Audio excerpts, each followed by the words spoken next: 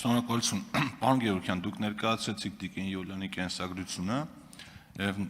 վերջին կետը աշխատանքային այն էր, որ ինքը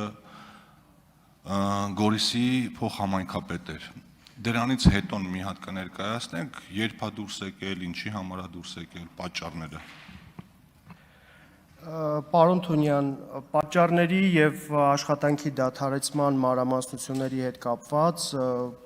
Տիկին Յուլիանը ավելի մանրամասն կներկայացնի, բայց այնպես չի, որ իր գործունեությունը այդ ոլորտում այդպես տենց դադարեցվել է ու ոչինչ չի իրականացվել, ավելի մանրամասն Տիկին Յուլիանը կենսագրական այդ հատվածը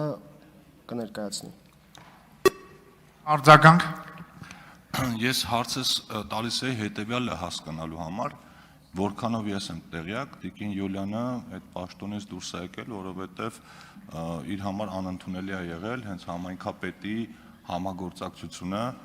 կառավարության հետ համայնքային ծրագրերի իրականացման առումով, ու այս առումով եթե օրինակ Տիկին Յուլիանի համար անընդունելի է, որ կարող է համայնքի ղեկավարը համագործակցել կառավարության հետ, հիմա եթե մենք ընտրում ենք հանձնաժողովի նախագահ, հանձնաժողովի նախագահի ֆունկցիան